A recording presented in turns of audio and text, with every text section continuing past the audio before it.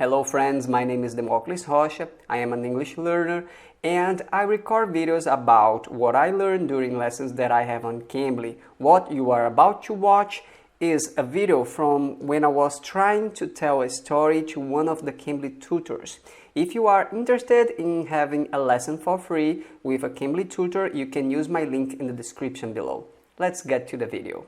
So my brother and my father, they were walking together, like they went for a long walk. Actually, they had their bikes, but at some point they got tired of cycling and they decided to just walk and carry the bike along with them. You interrupt me and tell me if there is a better way to say what I said, okay? Okay. And at some point, they saw a bridge for a train, only for a train. Okay. And they had to face two different strategies. They could go over the bridge or they could try to get down the hill.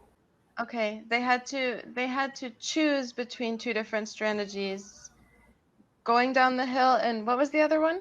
Going over the bridge, on the bridge. Okay. Through. Crossing the bridge or going down the hill? Okay. So they had to choose between crossing the bridge or going down the hill.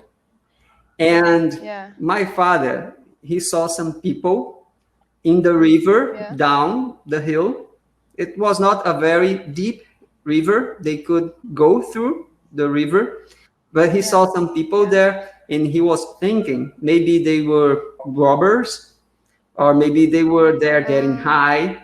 So he didn't trust those people that were down there.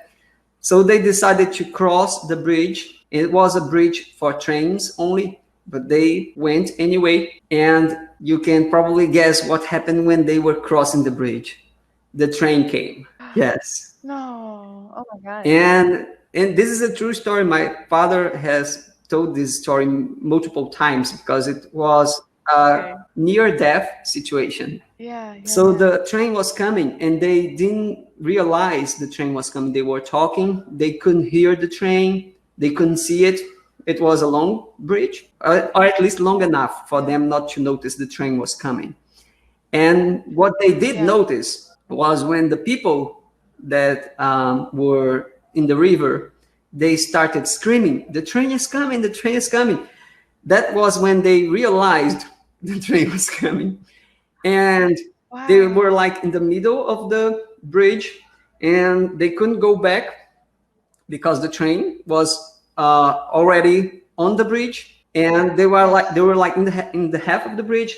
So they had to think really fast. Should we run? What should we do? And you know, the bikes, they were carrying the bikes on their shoulders because it was a bridge for not for driving. They were carrying. And my brother really liked the bicycle. It was, I believe it was new. And it was, for us back then, a bicycle. It was something that you really have to pay for. It was kind of expensive for us, you know. We were not rich. Yeah. And of course, yeah. So my brother started running with the bicycle, like on his back, carrying the bike. And my father saw the train coming and all that happening like in 1 minute. And my father said, throw the bike, forget about the bike, run for your life. And my brother didn't want to do that. He was confused, but then, and the train getting closer and closer, and they threw the bikes down there. And in that moment, the train was gonna catch them. So my brother hit them. So my brother jumped the bridge. He could die, but he got stuck on the metal that support the bridge. There was metal structure supporting the bridge, and he got stuck by his shirt. And he was there hanging from his shirt on the bridge. Yeah, he was dangling from his shirt, even, you could say. But is hanging okay too? Oh yeah, absolutely. Yeah. He was dangling, held by his shirt. Yeah. And my father thought his son had died because he saw my brother jumping, and it was high bridge, and my father was like standing pretty close to a metal that was there. Yeah, like one of the bridge supports. One of the bridge, he was standing pretty close, and the train was like coming his like really close to his face. And at that moment, he thought my brother maybe had died, and he was there waiting for the train to, and he thought about killing himself because of the situation. So sad that he was, but he waited. And when the train passed, my father saw my brother hanging there, dangling there by his shirt. Not sure now, but I think some people came up to the bridge to help my father get my brother back on the bridge, and they survived.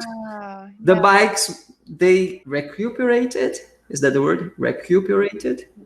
Yeah, they recuperated the bikes, but they were broken now. So when they arrived at home, the bikes were broken, and they had this incredible story, like from a movie, don't you think? Yeah, definitely. And they were actually saved by the people that they thought maybe were robbers or people getting high. The people that they didn't trust enough to go through them helped them and maybe saved their lives. I was gonna say, definitely. Wow, what a story. Incredible. How young was your brother at the time? I think he was maybe 12.